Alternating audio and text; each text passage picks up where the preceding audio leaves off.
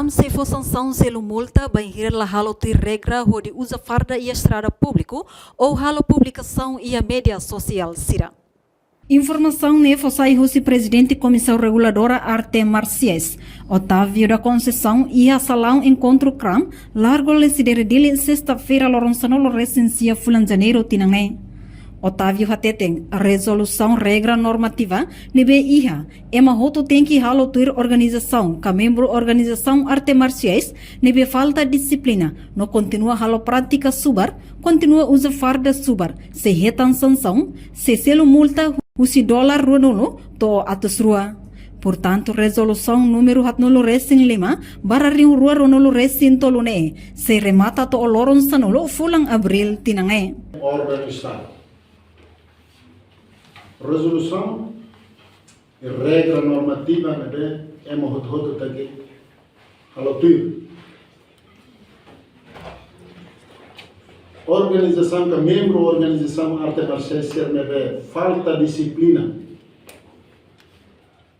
Se continua a prática suba. Se continua usa farda suba. Nem falta disciplina membro organização Artem Marciais Sira e nem tuir lei número 5 para 2017 regula atividade Sira Hassanay. Até tudo Sira Hassanay. CRAM na posição, né? Depois da resolução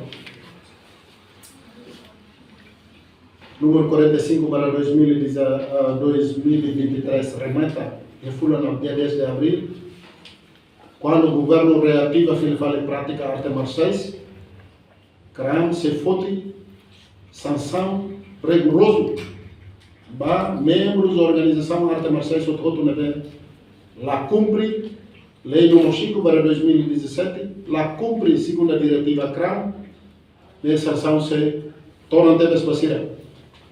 Comissão Reguladora Artem Marciais, nós simos a orientação de Sua Excelência Ministro da Juventude e Desportos, Sr. Nélio Isaac Sarmento, atu ha moço decreto-lei contra a ordenação irretina nidane.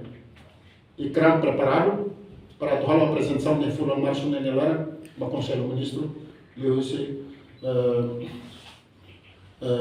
Ministério da Juventude e Desportos se a apresentação. Quando o governo reativa, se aplicamos decreto-lei contra a ordenação, né, para ser uma cabela decreto-lei, né, sanção se torna interesse. Por exemplo, se uma catais farda lá, vai lá a mãe, polícia carcona, autoridade se haloqueça, a minha tene, minha se cona multa, lima por dólar, todo $200. Né, até farda lá, vai lá a mãe dele. A publicação e a mídia, Facebook, e a neve.